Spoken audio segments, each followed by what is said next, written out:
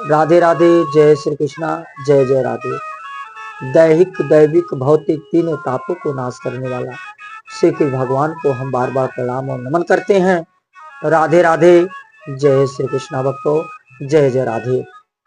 भक्तों, आज की भागवती गंगा प्रवाहित हो रही है। आप लोग इस प्रवाहित गंगा में गोता लगाए भक्तों। राधे राधे। जय श्री कृष्णा। जय जय राधे। भक्तों, एक बार मां लक्ष्मी और विष्णु भगवान क्षीर सागर में बैठे हुए थे और मां लक्ष्मी विष्णु भगवान के पैर दबा रही हैं। विष्णु भगवान देखते देखते देखते देखते तंग हो जाते हैं कि मैया, कहते हैं देवी, ए देवी। तो मां लक्ष्मी बोलती हैं, बोलो क्या बात है, बोलो स्वामी, क्यों परेशान हो। बोलते हैं, देवी तू मेरी पैर दिन रात पकड़ के दबाती रहती हो, तुम्हें तकलीफ नहीं होती। तो फिर मां लक्ष्मी कहती हैं, अरे प्रभु, हम तो तुम्हारे ही चरणों के ही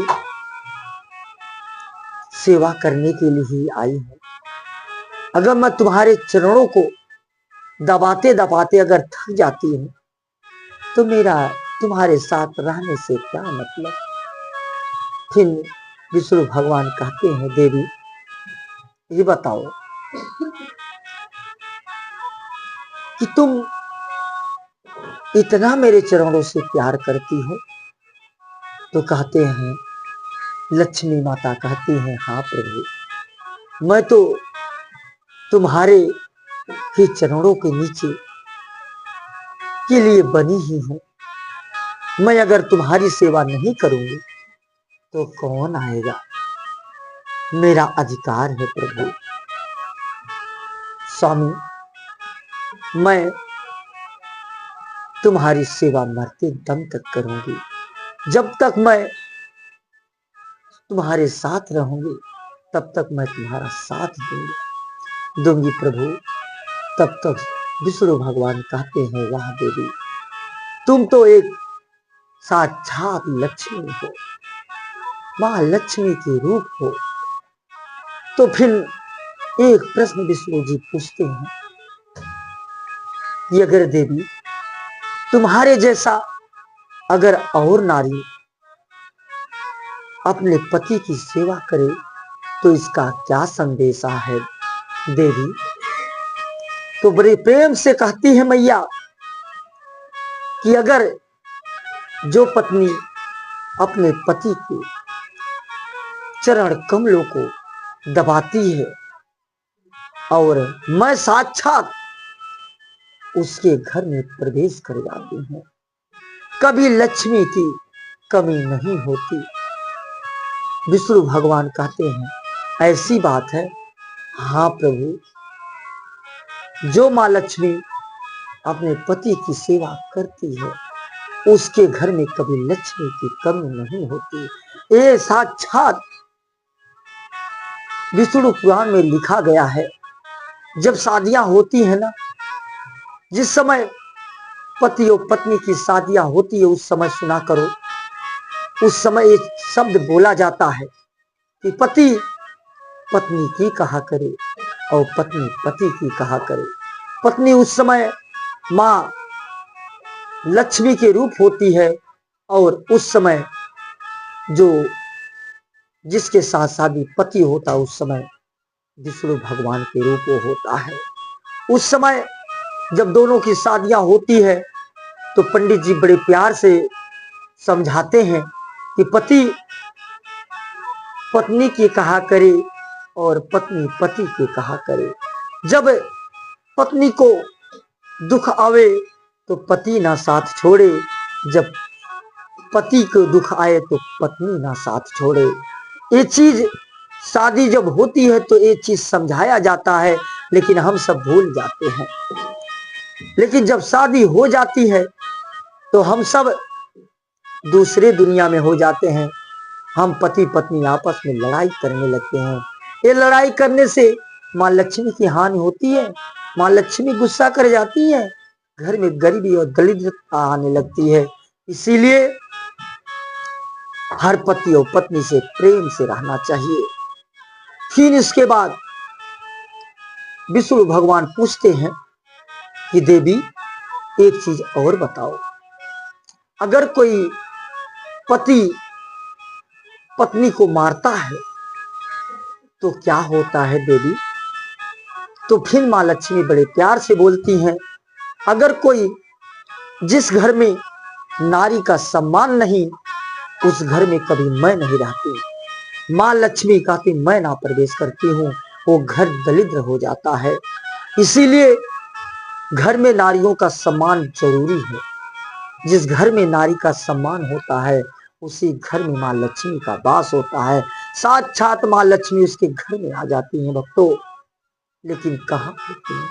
फिर विष्णु भगवान फिर पूछते हैं माँ लक्ष्मी से, बोलते हैं देवी एक प्रश्न और है, पूछ बताओ। कहते हैं ये बताओ मैं तुम कि जो पत्नी अपने पति की बात ना माने वो क्या होता है? तो माँ लक्ष्मी कहती हैं, प्रभु जो पत्नी अपने पति की बात नहीं मानती वो तो पत्नी कुलच्छनी होती है, वो कभी नारी नहीं होती। उसे तो नारी रूप में नहीं देखा जाता। वो साक्षात देवी नहीं बन सकती, वो साक्षात लक्ष्मी नहीं बन सकती। वही तो कुलच्छनी होती है, वही तो दानव होती है, वही तो सुखनखा होती है। तो उसके बाद भक्तों, इसके बाद फिर विष्णु भगवान माँ लक्ष्मी से पूछते हैं, मैया देवी ये बताओ कि जीवन में जब अगर पत्नी अकेले पूजा या पाठ करती हो तो क्या करना चाहिए? पति को, अरे पति को साथ में भक्ति करनी चाहिए। तो मैं उसके घर में प्रवेश कर जाती हूँ। यही तो माँ लक्ष्मी की कृपा होती है भक्तों। जिस घर में नारी का सम्मान होता है उस घर में कभी धन की कमी नहीं होती। जिस घर में नारी अपने पति की सेवा करती है उस घर में कभी माँ लक्ष्मी की कमी नहीं होती भक्तों।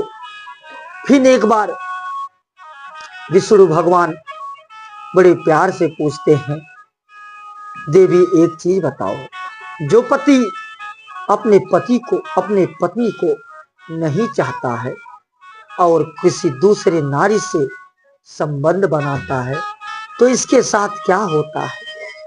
तो बड़े प्यार से देवी बोलती हैं, माँ लक्ष्मी कहती हैं, उस घर में कभी धर्म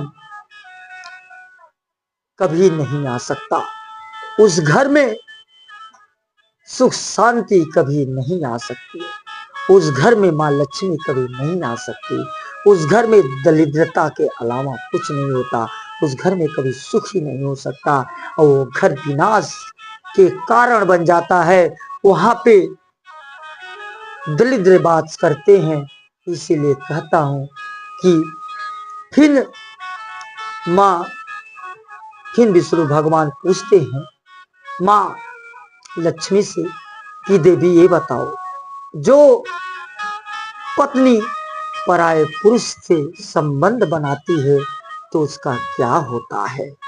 कहते हैं, फिर देवी कहती है कि देखो, जो पत्नी अपने पति के अलावा पराई पुरुष से संबंध बनाती है वो पत्नी पत्नी नहीं होती, वो तो वेश्या कहलाती है।